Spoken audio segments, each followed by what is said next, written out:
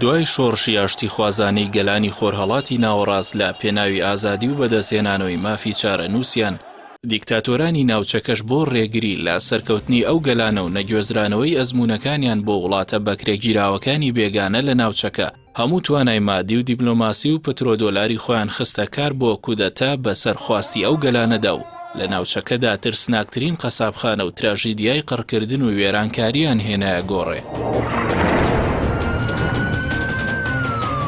یەکەمین سەرۆکی دوای بەهاری عەرەبی لە تونس، مونسیف مەرزوقی ئەو هاوپەیمانیە دژە شۆڕشەی بە تەوەری ناپاکی عەرەبی ناوبرد کە بە پێچەوانەی بانگەشەی چاوەشەکارانەیان پایتەختەکانی خۆراواش نەک هەر چاوپۆشی لەو هاوپەیمانێتیە دەکەن بۆ سەرکوت و کودەتا بە سەرخواستی گەلانی ئازادی خوازدا، بەڵکو دوجار میدیای جیهانی ئەو ڕاستیان ئاشکرا کرد کە ئەو پایتەختانە هاوکاری ئەو وڵاتە دیکتاتۆرانە دەکەن بۆ گێڕانەوەی ڕەوڕەوەی وڵاتانی شۆڕشگێڕ بۆ ناو ڕەوڕەوەی دیکتاتۆرانی ناوچەکە.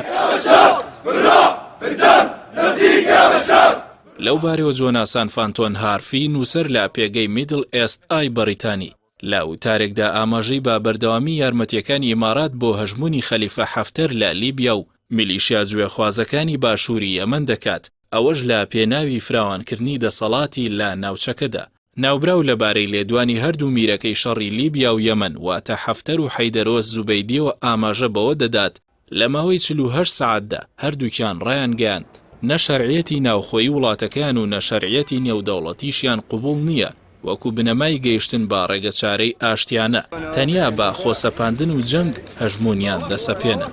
ڕاگەاندراوەکەی جێخوازەکانی باشوور یەمەن کە ئیمارات چەکداری کردوون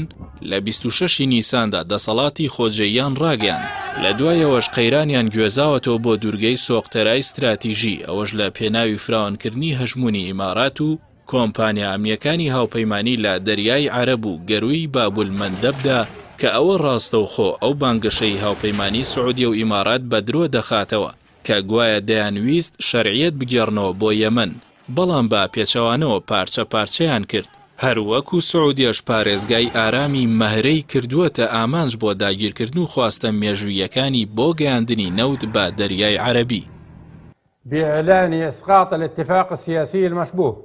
ڕاگەیاندنەکەی خەلیفە حەفتەریش لە شەوی 27 نیساندا کە ڕێکەوتنامەی نێودەوڵەتی سخێراتی ڕات کردەوە، هەوڵێکی تری ئیماراتە بۆ هێشتنەوەی جەنگی لیبیا و ڕێگەنەدان بە سەقامگیری ئەو وڵاتە، بە تایبەتی لە دوای شکستە گەورەکانی ئەم دوایی حەفتەر لە خۆراوەی وڵاتەکەدا کە ناوچەیەکی فراوان و استراتیژی لە ماوەی چەند سەعاتێکدا لە دەستدا.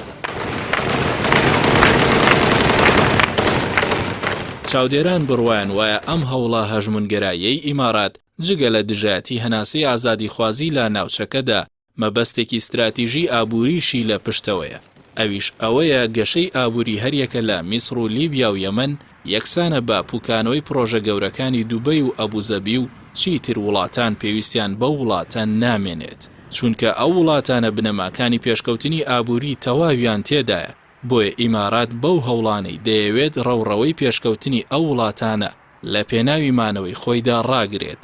بەڵام لە دوای پەتای کۆرۆنا و بەرئەنجامە خراپە ئابووریەکانی و بەهێزبوونی هاوپەیمانێتیە ناوچەیی و جیهانیەکان، ئەستەمە ئیمارات و سعودیە بتوانن چیتر لە بەرامبەری ئیرادەی گەلاندا خۆیان ڕاگرن.